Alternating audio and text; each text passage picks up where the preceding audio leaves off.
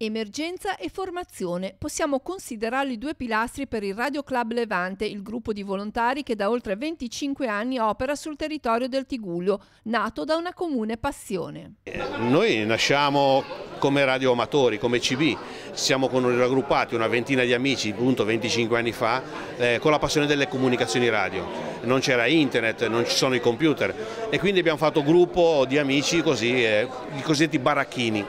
Dopo poco però ci siamo accorti che le comunicazioni radio sono molto importanti, possono essere utili e quindi abbiamo trasformato la nostra associazione in un qualcosa di positivo, in qualcosa di costruttivo, di punto di protezione civile. Dal 1993 l'associazione è progressivamente cresciuta, entrando a far parte della Federazione Italiana Rice Trasmissioni e nel Sistema Nazionale di Protezione Civile.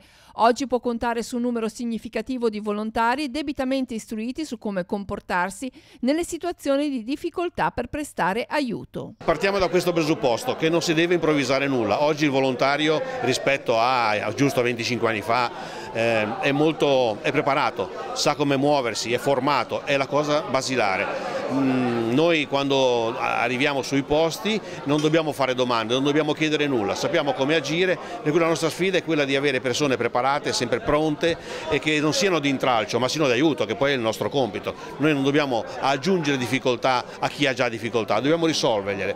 Ecco, con i ragazzi formati che hanno fatto appunto corsi di formazione, hanno studiato e sono anche preparati fisicamente, riusciamo a avere queste soddisfazioni che poi la gente appunto con una stretta di mano, una pacca sulle spalle ci ringrazia e di questo noi siamo felici. Un quarto di secolo caratterizzato da progressive conquiste. Oggi il Radio Club Levante ha 5 sedi dislocate in varie zone del Tigullio, un gruppo antincendio boschivo, un'unità cinofila, un gruppo di mountain bike per il monitoraggio nelle aree parco e un impegno che si rinnova di volta in volta nello spirito di servizio. Agiamo in ambito sia regionale che in ambito nazionale, quando ci chiamano rispondiamo presenti.